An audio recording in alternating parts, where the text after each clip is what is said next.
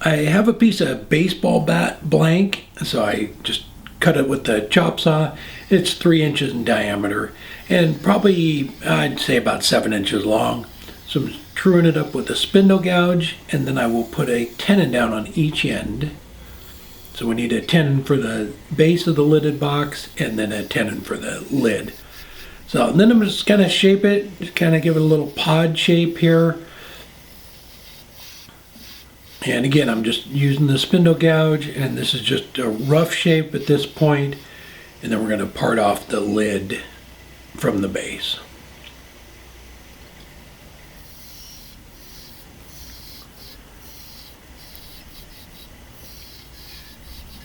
So I am using the threaded rings, so I'm going to use the calipers to size that little tenon right there in the center. And then we'll put the chuck on and drill out the 1.5 inch hole.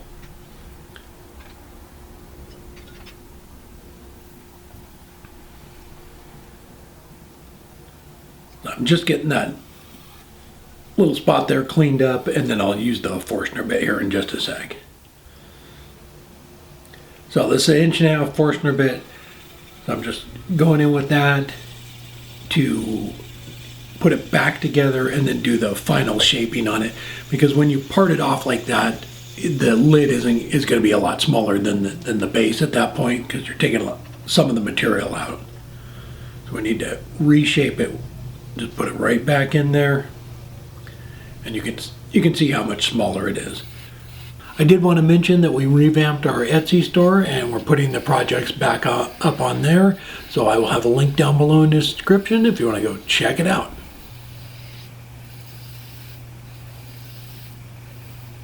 And this way you can, it's all one piece right now, and you can see exactly where everything is and get it shaped and smoothed over nice.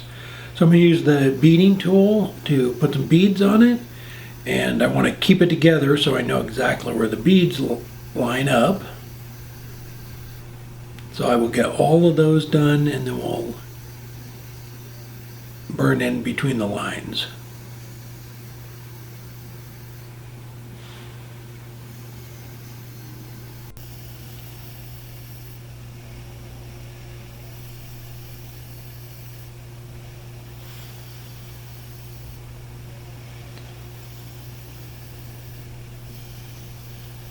Oh, and this is the D-Way beading tool. I will put a link down below in the description for it as well as all the other tools I'm using.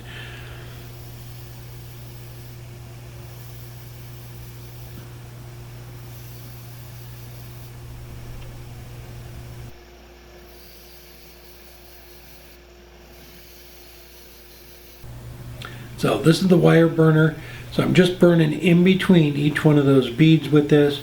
Just kind of hold it on there till it starts to smoke, and then move on to the next one. This is kind of going kind of fast, and the dust collector's on, so it's sucking a lot of the smoke away. You really can't see it that much, but it does smoke pretty quick. And then we'll go ahead and hollow it out. So what I did is I put the Forstner bit back in there, which I should not have done.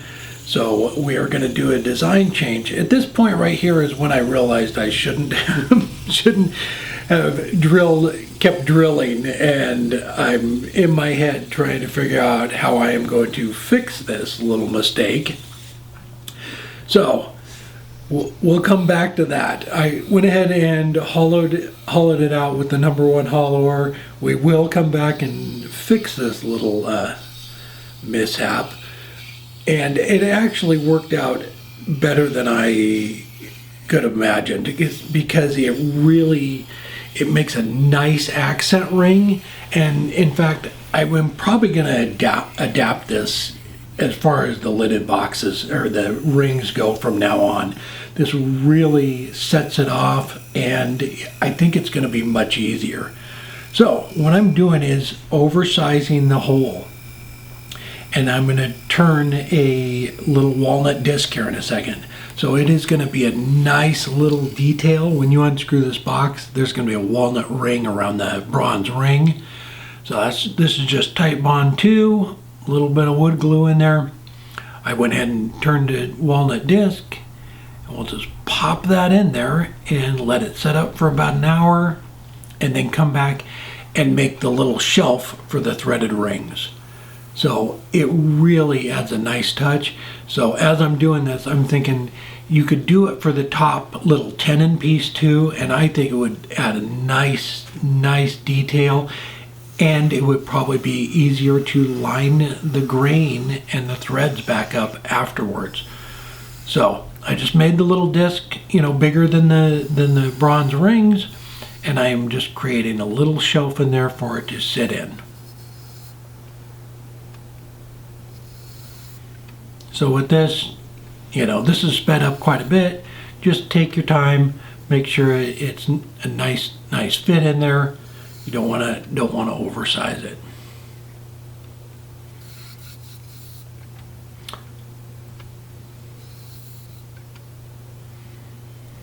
All right, now that I have that done, I went in and put the lid back up against it and started burning it with the wire burner, or with the wood burner. So I'll have a link down below. I got asked last time which wood burner I have. I have the Burn Master, and I will have a link down below in the description to it. So I'm using all 48 on the indexing system on the lathe. It's right on the back side there is where I tighten it up. And this is just kind of a long process, so this is all sped up too. And just went ahead and used all of the indexing holes and went around it.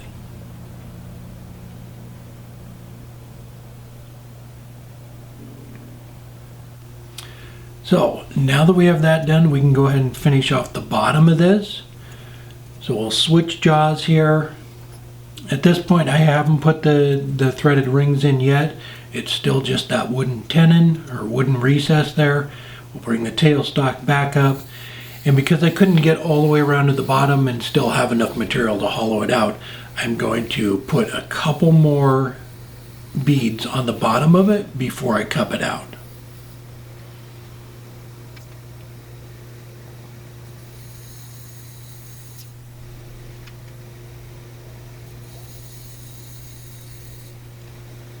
And then I can cup the bottom out so it sits nice and flat. And I'm using the Easy Wood detailer for this.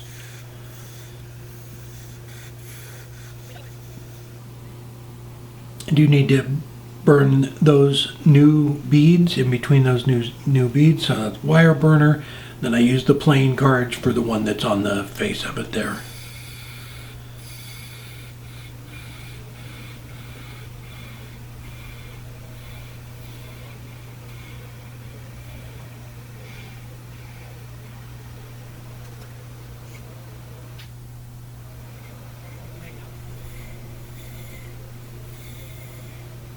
Then we can go back to the wood burner and finish burning those last three little beads there and just work your way around.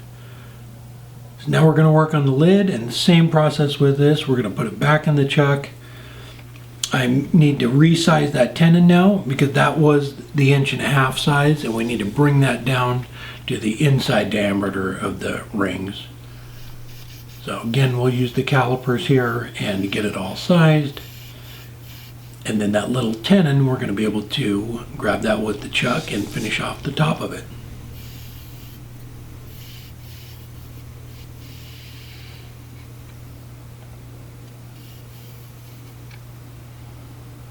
I'm going to put the pin jaws back in and grab a hold of that tenon.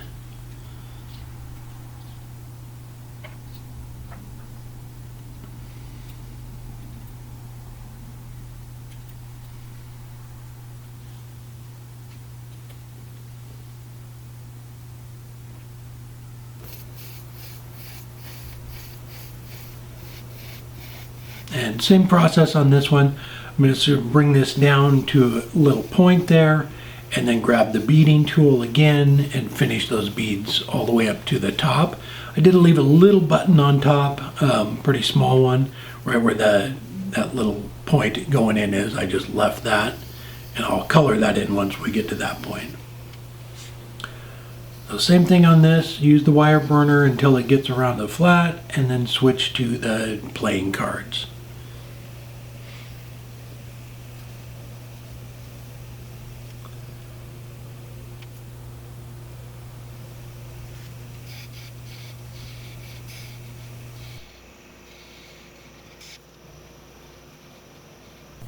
So you can kind of see I have the chuck loose there, and when you do this, when you flip it around, I did the same thing on the base. You need to line the burner tip up with your grooves that you already burnt. So what you do is just kind of slide it up there and then tighten the chuck up when you get it in one of those grooves, because it's gonna be off a little bit. So you just kind of take your time and get that tight, and then you can finish off the rest of them. And there you can see that just a little button on top that I left. So to glue in the rings, it's 5-minute epoxy. Just mix it up in a Dixie cup, put a little bit on the recess, and then drop the ring down inside the base.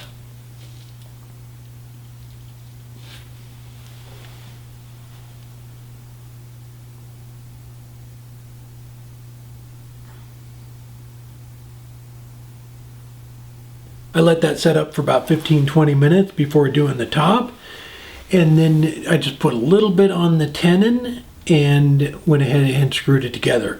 So at this point, just let it set up. Once you have everything lined up, whether you're lining up the grain or a pattern like this, and let it set for about 15-20 minutes, and then you can unscrew it.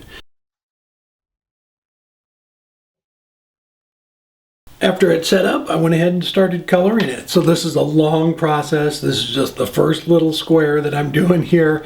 And then I went ahead and took it in the house, sat down and relaxed and started coloring it. It took me a few hours. So here is the finished piece, and I'm just gonna go ahead and fill in this little button on top, and it will be done, and we can get some walnut oil put on it.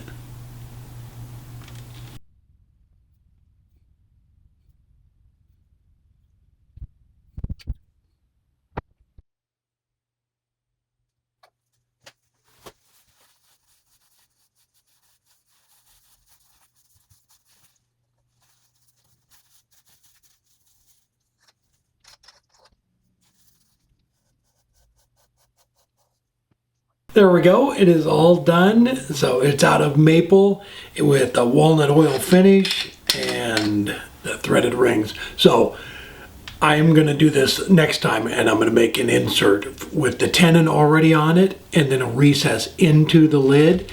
And that way this will all be glued together, and this will be glued together. So all you have to do is put a little bit of glue after you set one side or the other in there, and then you can tighten the whole thing down. There's no chance of it like locking together or anything. So I'm going to do another one here in a few weeks and try that out, because I really like the way that looks. It's a really nice accent to it, and if it was on both sides, I think it would look really cool too. So, and it might just be an easier way to do these threaded rings as far as getting the grain to line back up, or even a pattern like this. So there we go, and the basket illusion lines back up. Very nice. All right, it was a fun project. Coloring it just takes a long time. It just is what it is. It's 4 inches tall and 2.5 inches in diameter. All right, I hope everybody enjoyed the video, and we'll see you next time.